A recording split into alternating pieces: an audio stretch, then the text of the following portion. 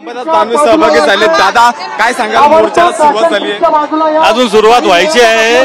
सुरुवात व्हायच्या आधीच एवढे लोक एके जागा सुद्धा नाही, पुढे पण आणि मागे पण.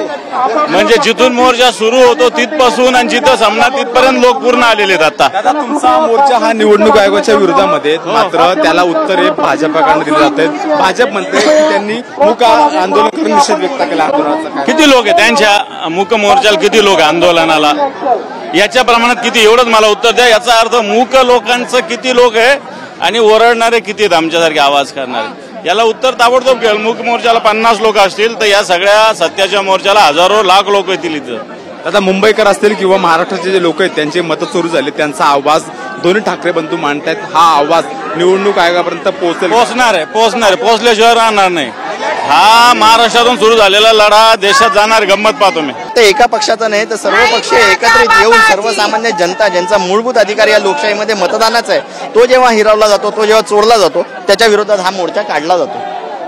तुमच्या या मागण्या आहेत, जर निवडणूक आयोगाने मान्य केल्या नाही तुमची पुढची भूमिका असणार आहे काय? मान्य कराव्या लागतील. या सर्वसामान्य जनतेच्या मागण्या आहेत, त्यांना झक मारून हे करावं लागेल. कारण की एखाद्या वेळेला एकदा चोरी होऊ शकते, पण जेव्हा लाखो वोटिंगचा चोरी होते त्यावेळेला त्याला मॅनिप्युलेशन म्हणतात. आणि हे मॅनिप्युलेशन कोणाच्या सांगण्यावरनं होत आहे हा एक मोठा प्रश्नचिन्ह सर्वसामान्य जनतेसमोर आहे.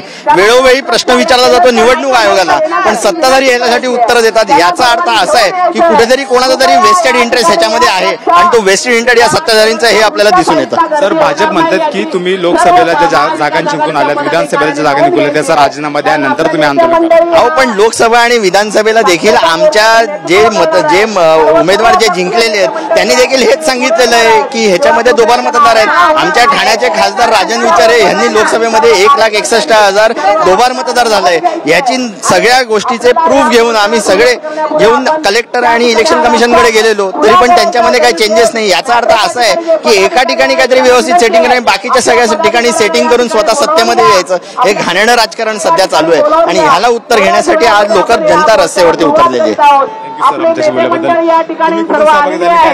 आम्ही ठाण्यावर सहभागी झालोय, पण ही ओट चोरी चालू जी आहे ही थांबली पाहिजे. आम्ही पण काल निवडणूक आयोगाला काही जे पुरावे सादर केलेत की मतचोरी होते आणि आम्ही ज्या ठिकाणी जी लोक राहत आहेत वस्तुस्थिती राहत नाहीये, आम्ही ह्या संदर्भात आमच्याकडे पुरावा पण आहे. आम्ही काल जे पुरावे जे सादर केले आहेत आणि ह्या संदर्भात आम्ही माननीय निवडणूक आयोग यांना पत्र दिलेलं आहे, राज्य निवडणूक आयोग तर राज्यपालांना पत्र दिलेलं आहे. ही ओट चालू थांबली पाहिजे आणि संविधान वाचलं पाहिजे. नाहीतर हे सरकार आहे अंबानी आणि अदानीचे आहे आणि यांच्या एका सत्ता गेली तर ही लोकशाही राहणार नाही. हे सरकार लोकशाही वाचवण्यासाठी आंदोलन आहेत आणि आंदोलनामध्ये आता नेते सहभागी झालेत आणि ही आंदोलनाला सुरुवात होताना आपल्याला पाहायला मिळते. निवडणूक आयोगाच्या विरोधात हा रोष व्यक्त करण्यात येतोय आणि हा रोष त्यांना मान्य करावं लागला. आमच्या मागण्या त्या मान्यच करावं लागतील असं या आंदोलनाच्या माध्यमातून ठणकावून हे सांगताना पाहायला मिळतात.